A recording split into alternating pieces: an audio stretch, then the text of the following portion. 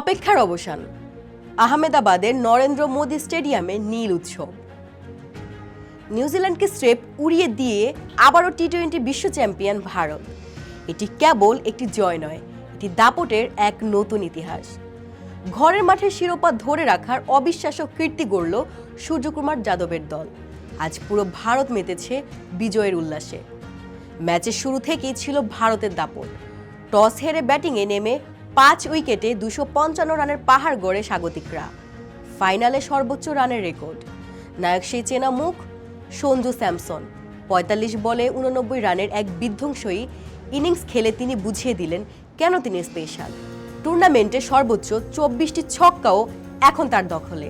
তাকে যোগ্য সঙ্গ দিয়েছেন তরুণ অভিষেক শর্মা, যিনি মাত্র 18 বলে 50 করে গড়েছেন বিশ্বকাপের দ্রুততম রেকর্ড। শেষ দিকে শিবম দুবের ঝড়ের পুঁজিটা আকাশচুম্বী হয়ে যায়। 256 রানের পাহাড় টপকাতে নেমে শুরুতেই খেয়ে হারিয়ে ফেলে কিউরা। আর এই ধ্বংসযজ্ঞের নেপথ্যে ছিলেন বিশ্বের সেরা পেসার জাসপ্রীত বুমরা।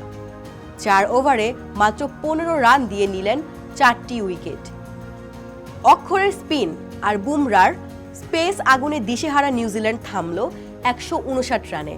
96 রানের বিশাল ব্যবধানের জয়। ফাইনালে যা কিনা রানের দিক থেকে রেকর্ড জয়।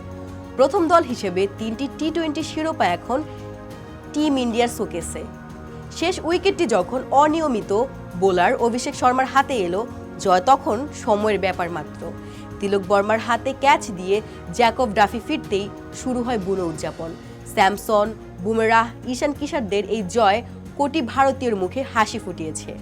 ভারতের এই আধিপত্য ক্রিকেটের নতুন এক যুগের ইঙ্গিত দিচ্ছে। দর্শক, আপনার কি মতামত কমেন্টে জানান।